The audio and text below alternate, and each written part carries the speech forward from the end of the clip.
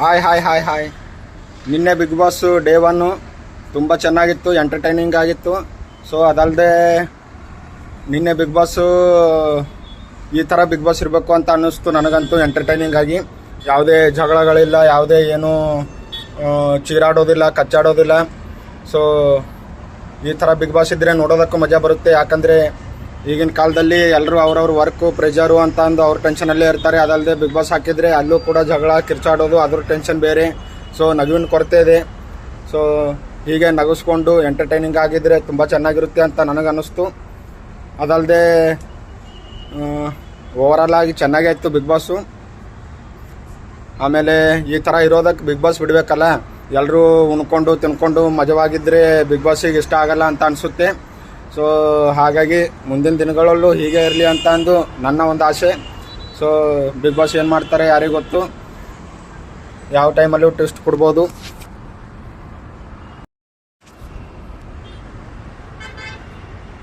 ಆಮೇಲೆ ಎಪಿಸೋಡ್ ಸ್ಟಾರ್ಟಿಂಗಲ್ಲೇ ಎಲ್ಲರೂ ಅವ್ರವ್ರ ಇಂಟ್ರೊಡಕ್ಷನು ಎಲ್ಲ ಮಾಡಿಕೊಂಡು ಆಮೇಲೆ ಸೊ ಒಂಟಿ ಜಂಟಿಗಳ ಜೊತೆ ಒಬ್ಬಂಟಿ ಆದ ರಕ್ಷಿತಾ ಶೆಟ್ಟಿ. ಏನೂ ಹೇಳೋದಕ್ಕಾಗಲ್ಲ, ಮೊದಲನೇ ದಿನ ಎಲ್ಲರೂ ರೀಸನ್ ಕೊಡಲೇಬೇಕು. ಸೊ 3 ಜನರಲ್ಲೇ ನಾಮಿನೇಟ್ ಮಾಡಲೇಬೇಕಾಗಿತ್ತು, ಹೊರಗಡೆ ಕಳಿಸಲೇಬೇಕಾಗಿತ್ತು. ಸೊ ಎಲ್ಲರದು ರೀಸನ್ ಓಕೆ ಆಗಿತ್ತು. ಜಾನ್ವಿ ಅವರು ಇನ್ನೊಂದು ಸ್ವಲ್ಪ ರೀಸನ್ ಒಳ್ಳೆಯದಾಗಿ ಕೊಟ್ಟಿದ್ರೆ ಚೆನ್ನಾಗಿರ್ತಿತ್ತು. ಯಾಕಂದರೆ ಅವರೇನೋ ಲಾಗ್ ಮಾಡಿಕೊಂಡು ಫ್ಲೋ ಅಲ್ಲಿ ಬಂದುಬಿಡ್ತಾರೆ, ಫ್ಲೋ ಅಲ್ಲಿ ಸ್ಟಾರ್ ಆಗಿರ್ತಾರೆ ಅಂತ ಅಂದು ಹೇಳಿದ್ರು. ಸೊ ಯಾವುದೂ ಕೂಡ ಅಷ್ಟು ಸುಲಭವಾಗಿ ಬರಲ್ಲ. ನೇಮ್ ಇರಲಿ ಫೇಮ್ ಇರಲಿ, ಎಲ್ಲರೂ ಕಷ್ಟಪಟ್ಟುಕೊಂಡೇ ಬರ್ತಾರೆ. ಅದಲ್ಲದೆ ಆ ಹುಡುಗಿ ಕೂಡ ಮುಂಬೈಯಿಂದ ಬಂದು ಮಂಗಳೂರಲ್ಲಿ ಲಾಗ್ ಮಾಡಿ ಕನ್ನಡ ಮಾತಾಡಿ, ಸೊ ಅದು ಕೂಡ ತುಂಬಾ ಕಷ್ಟ. ಈ ಹಾಗೆ ನೋಡೋಕೆ ಹೋದರೆ ನಿಮ್ಮದೇನು ಆ್ಯಕ್ಟರ್ಗಳು, ನೀವು ಕೂಡ ಎಲ್ಲ ಶರ್ಟ್ ರೆಡಿ ಇರುತ್ತೆ, ಎಡಿಟರ್ ರೆಡಿ ಇರ್ತಾರೆ, ಎಲ್ಲ ಕ್ಯಾಮ್ರಾಮನ್ ರೆಡಿ ಇರ್ತಾರೆ, ಹೋಗ್ಬಿಟ್ಟು ಆ್ಯಕ್ಟ್ ಮಾಡಿ ಬರ್ತೀರಾ ಅಂತ ಹೇಳ್ಬೋದು. ಸೊ ಲಾಗರ್ದು ಹಾಗಲ್ಲ, ಅವರೇ ಎಡಿಟ್ ಮಾಡಬೇಕು, ಅವರೇ ವಿಡಿಯೋ ಮಾಡಬೇಕು, ಸೊ ಅವರೇ ಇದು ಮಾಡಬೇಕೆಲ್ಲ. ಅವ್ರ ಕಷ್ಟನೂ ಭಾಳಷ್ಟು ಇರುತ್ತೆ. ಸೊ ಜಾನ್ವಿ ಅವ್ರದ್ದು ತಪ್ಪು ಅಂತ ಹೇಳೋಕ್ಕಾಗಲ್ಲ. ಯಾಕಂದರೆ ಮೊದಲನೇ ದಿನ ರೀಸನ್ ಕೊಡಲೇಬೇಕು, ಹೊರಗೆ ಕಳಿಸಲೇಬೇಕು. ಅದೇ ರೀಸನ್ ಇನ್ನೊಂದು ಸ್ವಲ್ಪ ಒಳ್ಳೆ ರೀತಿಯಲ್ಲಿ ತುಂಬ ಚೆನ್ನಾಗಿ ಕೊಟ್ಟಿದ್ರೆ ಚೆನ್ನಾಗಿರ್ತಿತ್ತು. ಯಾಕಂದರೆ ಇದೇ ಜಾನ್ವಿ ಅವ್ರ ನೆಗೆಟಿವ್ ಕೂಡ ಆಗ್ಬೋದು ಹೊರಗಡೆ. ಸೊ ನೋಡೋಣ ಏನಾಗುತ್ತೆ ಅಂತ ಅಂದು. ಆಮೇಲೆ ಎಂಟರ್ಟೈನ್ಮೆಂಟ್ ಅಂತೂ ಸಖತ್ತಾಗಿತ್ತು. ಮಾಳು ನಿಪ್ನಾಳ್ ಅವರು ಕೂಡ ಹೇಳಿದ್ರು, ನನಗೆ ಇನ್ನೂ 3-4 ದಿವಸ ಇರಬೇಕನ್ನೋ ಆಸೆ ಇದೆ ಅಂತ ಅಂದು. ಸೊ ಅವ್ರ ಹತ್ರ ಟ್ಯಾಲೆಂಟ್ ಇದೆ, ಅವರು ಮಾತಾಡೋಕ್ಕೆ ಸ್ವಲ್ಪ ಹಿಂಜರಿತಾ ಇದ್ದಾರೆ. ಇನ್ನೂ 4-5 ದಿವಸ ಹೋದರೆ ಅಡ್ಜಸ್ಟ್ ಆಗ್ತಾರೆ ಅಂತ ನನಗೆ ಅನಿಸುತ್ತೆ. ಸೊ ಆಮೇಲೆ ಸ್ಪಂದನ ಅವರು ಕೂಡ ಅಡ್ಜಸ್ಟ್ ಆಗಬೇಕು. ಸೊ ಅವರು ಕೂಡ ಅವ್ರದ್ದು ಎಲ್ಲ ಹೇಳಿದ್ರು. ಆಮೇಲೆ ರಕ್ಷಿತಾ ಶೆಟ್ಟಿ ಅವರಿಗೂ ಕೂಡ ಇನ್ನೂ ಮಾತಾಡಬೇಕು, ಇನ್ನೂ ನನ್ನ ಬಗ್ಗೆ ಹೇಳ್ಕೋಬೇಕು ಅನ್ನೋದು ಇತ್ತು. ಬಟ್ ಅವರಿಗೆ ಲ್ಯಾಂಗ್ವೇಜ್ ಪ್ರಾಬ್ಲಮ್ನಿಂದ ಜಾಸ್ತಿ ಹೇಳೋದಕ್ಕಾಗಲಿಲ್ಲ. ಅವರಿಗೆ ನಿಮ್ಗೆ ಅರ್ಥ ಆಯ್ತಾ ಅಲ್ವಾ ಅಂತ ಕೇಳ್ತಾ ಇದ್ದರು. ಅದಲ್ಲದೆ ಇನ್ನೂ ಏನಾದರೂ ಕೇಳೋದಿದ್ರೆ ಕೇಳಿ ಅಂತ ಹೇಳ್ತಾ ಇದ್ದರು. ಸೊ ನೋಡೋಣ ಬಿಗ್ ಬಾಸ್ ಏನು ಹೊರಗಡೆ ಕಳಿಸ್ತಾರಾ, ಏನು ಅವರನ್ನು ಮರಳಿ ಕರ್ಕೋತಾರಾ ಅಂತ ಅಂದ್ಕೊಂಡು. ಯಾಕಂದರೆ ಟ್ವಿಸ್ಟ್ ಮೇಲೆ ಟ್ವಿಸ್ಟ್ ಇದೆ ಅಂತ ಹೇಳ್ತಿದ್ದಾರೆ. ಆಮೇಲೆ ಓವರಾಲ್ ಆಗಿ ರಕ್ಷಿತಾ ಶೆಟ್ಟಿ ಅವ್ರನ್ನ ಕಳಿಸ್ಕೊಟ್ರು. ಅಶ್ವಿನಿ ಅವರಿಗಂತೂ ಮನಸ್ಸೇ ಇರಲಿಲ್ಲ ಪುಟ್ಟ ಹುಡುಗಿನ ಕಳಿಸ್ಕೊಡೋದಕ್ಕೆ. ಬಟ್ ಏನೂ ಮಾಡೋಕ್ಕಾಗಲ್ಲ, ಕಾಲದ ಎದುರಲ್ಲಿ ಗೊಂಬೆಯು ನೀನು, ಗೀಚೋ ಬ್ರಹ್ಮ ಗೀಚುವ ಮುಂಚೆ ಯೋಚಿಸಲೇ ಇಲ್ಲ, ಒಂದಲ್ಲ ಒಂದು ದಿವಸ ಕಳಿಸ್ಕೊಳ್ಳೇಬೇಕು. ಸೊ ಎಲ್ಲ ನಾವು ಅಂದ್ಕೊಂಡಂಗೆ ಆದರೆ ಏನೋ ದೇವರಿಗೇನು ಇರುತ್ತೆ ಕೆಲಸ. ಹೋದರು ರಕ್ಷಿತಾ ಅವರು, ಮತ್ತೆ ಬರ್ತಾರ ಅಂತ ಕಾದು ನೋಡಬೇಕು. ಆಮೇಲೆ ಮತ್ತೆ ಏನೂ ಮಾಡೋಕ್ಕಾಗಲ್ಲ, 3 ಜನಗಳಲ್ಲಿ ಒಬ್ಬರನ್ನ ಕಳಿಸ್ಕೊಡ್ಲೇಬೇಕಾಗಿತ್ತು. ಆಮೇಲೆ ಇದೆಲ್ಲ ಆಯಿತು. ಎಂಟರ್ಟೈನ್ಮೆಂಟ್ ಮಾತ್ರ ಸಖತ್ತಾಗಿತ್ತು. ಯಾಕಂದರೆ ಈಗಿನ ಕಾಲದಲ್ಲಿ ನಗುವಿಗೆ ಬರ ಇದೆ, ಇವೇ ಹೊಡೆದಾಡೋದು ಕಚ್ಚಾಡೋದು ಯಾರೂ ನೋಡಲ್ಲ. ಯಾಕಂದರೆ ಎಲ್ಲರೂ ಅವ್ರ ಲೈಫಲ್ಲಿ ಡೈಲಿ ಟೆನ್ಷನ್ನು ಪ್ರೆಷರು ಅದೇ ತೊಗೊಂಡಿರ್ತಾರೆ.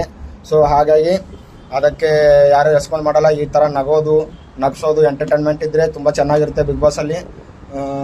ಯಾಕಂದರೆ ಹೋದ ವರ್ಷ ಮೊದಲನೇ ದಿನದಿಂದನೇ ಕಚ್ಚಾಡೋದು ಚೀರಾಡೋದು ಸ್ಟಾರ್ಟ್ ಆಗಿತ್ತು. ಈ ಸೀಸನ್ ಚೆನ್ನಾಗಿ ಎಂಟರ್ಟೈನ್ಮೆಂಟ್ ಮಾಡ್ತಾಯಿದೆ ಅಂತ ನನಗನ್ಸುತ್ತೆ. ಸೊ ಇದೇ ರೀತಿ ಇರಲಿ. ಬಿಗ್ ಬಾಸು ಕೂಡ ಬಿಗ್ ಬಾಸ್ ಏನು ಮಾಡ್ತಾರೆ ಯಾರಿಗೆ ಗೊತ್ತು. ಯಾಕಂದರೆ ಅವರಿಗೆ ಎಲ್ಲರೂ ಒಂದಾಗಿದ್ದರೆ ಎಲ್ಲ ಚಿಂತೆಗೆ ಜಾಗ ಇಲ್ಲ ಅಂತ ಇದ್ದರೆ ಬಿಗ್ ಬಾಸಿಗೆ ನಡೆಯೋಲ್ಲ. ಸೊ ಬಿಗ್ ಬಾಸ್ ಅವರು ಏನು ಮಾಡ್ತಾರೆ ಅಂತ ನೋಡೋಣ. ಆಮೇಲೆ ಗ್ರಾಸರಿ ಟಾಸ್ಕ್ ಕೊಟ್ಟರು, ಅದು ಕೂಡ ಚೆನ್ನಾಗಿತ್ತು ಟಾಸ್ಕು. ಈ ಥರ ಟಾಸ್ಕ್ ಕೊಡಬೇಕು. ಮೆಂಟಲ್ ಮೈಂಡ್ ಓಡಿಸಿ ಆಡುವಂಥ ಗೇಮ್ಗಳು. ಫಿಸಿಕಲ್ ಆಗಿ ಕೊಟ್ಟರೆ ಮತ್ತೆ ಅದೇ ಕಚ್ಚಾಡೋದು ಇದೇ ಆಗುತ್ತೆ. ಸೊ ಟಾಸ್ಕ್ ಕೂಡ ತುಂಬ ಚೆನ್ನಾಗಿತ್ತು. ಆಮೇಲೆ ಮಲ್ಲಮ್ಮ ಅವರು ಕೂಡ ಚೆನ್ನಾಗಿ ರೆಡಿ ಆಗಿದ್ದರು. ಒಣಕೆ ಒಬ್ಬ ಒಂಥರ ಸೀರೆ ಎಲ್ಲ ಕಟ್ಬಿಟ್ಟು ಅವ್ರು ಹೇಳಿದ್ರು ಊರಲ್ಲೆಲ್ಲ ಹಿಂಗೆ ನೋಡಿದ್ರೆ ಪ್ಯಾಂಟು ಶರ್ಟು ಯಾರಾದರೂ ಏನಾದರೂ ಅಂತಾರೆ ಅಂತ. ನಾನು ಹೇಳೋದೇನೆಂದರೆ ನಾವಂತೂ ಎಲ್ಲರನ್ನೂ ಮೆಚ್ಚಿಸೋದಕ್ಕಾಗಲ್ಲ ಅಂತ. ಶ್ರೀಕೃಷ್ಣ ಪರಮಾತ್ಮನೇ ಕಂಸನಿಗೆ ಇಷ್ಟ ಆಗಲಿಲ್ಲ, ಪ್ರಭು ರಾಮಚಂದ್ರನೇ ರಾವಣನಿಗೆ ಇಷ್ಟ ಆಗಿಲ್ಲ, ಇನ್ನು ನಾವಂತೂ ನರಮನುಷ್ಯರು. ನಾನು ಹೇಳೋದೊಂದೇ, ನಮಗ್ಯಾಕೆ ಅವ್ರಿವ್ರ ಚಿಂತೆ, ನೀ ಬದುಕು ನಿನ್ನ ಇಷ್ಟದಂತೆ ಅಂತ. ಸೊ ಅವ್ರಿವ್ರ ಬಗ್ಗೆ ಯೋಚನೆ ಮಾಡೋದಕ್ಕಿಂತ ನಾವು ನಮ್ಮ ಬಗ್ಗೆ ಯೋಚನೆ ಮಾಡಿ ಬಾಳಬೇಕು. ಮಾತಾಡೋರು ಹೇಗಿದ್ರು ಮಾತಾಡ್ತಾರೆ. ಸೊ ಟಾಸ್ಕ್ ಆಡಿದ್ರು. ಮಲ್ಲಮ್ಮನಿಗೆ ಒಂದು ಸ್ವಲ್ಪ ಮಾತಿಂದು ಅವ್ರ ಭಾಷೆ ಬರದ ಕಾರಣ ಅವ್ರಿಗೆ ಒಂದು ಸ್ವಲ್ಪ ಇದು ಆಯಿತು. ಮತ್ತು ಬಿಗ್ ಬಾಸ್ ಕೂಡ ಒಂದು ಚಾನ್ಸ್ ಕೊಟ್ಟರು. ಸೊ ಇಷ್ಟಾಗಿದೆ ಇವತ್ತಿನ ಬಿಗ್ ಬಾಸು. ಓವರಾಲ್ ಆಗಿ ಚೆನ್ನಾಗೇ ಇತ್ತು, ಎಂಟರ್ಟೈನಿಂಗ್ ಆಗಿತ್ತು. ಅದಲ್ಲದೆ ಗಿಲ್ಲಿ ನಡು ಕಾಮಿಡಿ, ಚಂದ್ರಪ್ರಭಾ ಕಾಮಿಡಿ ಸಖತ್ತಾಗಿತ್ತು. ಸೊ ಗಿಲ್ಲಿ ಕೂಡ ಒಂದು ಸ್ವಲ್ಪ ಮನೆ ಕೆಲಸ ಅದ್ರ ಬಗ್ಗೆ ಗಮನ ಹರಿಸ್ಬೇಕಾಗುತ್ತೆ. ಯಾಕಂದರೆ ಎಲ್ಲ ಕೆಲಸ ಕೂಡ ಕಾವ್ಯನೇ ಮಾಡ್ತಿದ್ದಾರೆ. ಸೊ ಹೀಗೆ ಇದ್ದರೆ ನಾಮಿನೇಟ್ ಮಾಡೋದಕ್ಕೆ ನಾವೇ ದಾರಿ ಮಾಡಿಕೊಟ್ಟಂಗೆ ಆಗುತ್ತೆ ನಮ್ಮ ಹೆಸರನ್ನ. ನೋಡೋಣ ಇವತ್ತಿನ ಬಿಗ್ ಬಾಸಲ್ಲಿ ಏನಾಗುತ್ತೆ ಅಂತ ಅಂದು. ಮತ್ತೆ ವಾಪಸ್ಸು ರಕ್ಷಿತಾ ಶೆಟ್ಟಿ ಅವರು ಬರ್ತಾರಾ ಏನು ಮಾಡ್ತಾರಾ ಅಂತ ನೋಡೋಣ. ಇರಬೇಕು ಅಂತ ನಂದೊಂದು ಆಸೆ. ಯಾಕಂದರೆ ಇದೇ ಅವರು ಈಗ ಒಂಟಿಗಳೆಲ್ಲ ರೀಸನ್ ಕೊಟ್ರಲ್ಲ, ಇದೇ ಒಂದು ವಾರ ಆಗಿದ್ದರೆ ಅದರ ಕಥೆನೇ ಬೇರೆ ಇರ್ತಿತ್ತು. ಆವಾಗ ಮತ್ತೆ ರೀಸನ್ಗಳು ಸಿಗ್ತಾ ಇದ್ವು. ಆವಾಗ ಮಾಳು ನಿಪುಣಾಳ್ ಅವರು ಕೂಡ ಬರ್ಬೋದಾಗಿತ್ತು, ಸ್ಪಂದನ ಅವರು ಕೂಡ ಬರ್ಬೋದಾಗಿತ್ತು, ರಕ್ಷಿತಾ ಶೆಟ್ಟಿ ಉಳಿಬೋದಾಗಿತ್ತು. ಯಾಕಂದರೆ ಮೊದಲನೇ ದಿನ ಅಂದಮೇಲೆ ಸೊ ರಕ್ಷಿತಾ ಅವ್ರ ಮೇಲೆ ಕಣ್ಣು ಹೋಗೋದು. ಸೊ ಎಷ್ಟು ಹೇಳ್ತೀನಿ, ನೋಡೋಣ ಇವತ್ತಿನ ಬಿಗ್ ಬಾಸಲ್ಲಿ ಏನಾಗುತ್ತೆ ಅಂತ ಅಂದು. ಸೊ ಟೇಕ್ ಕೇರ್, ಬಾಯ್ ಸ್ಟೇ ಟ್ಯೂನ್.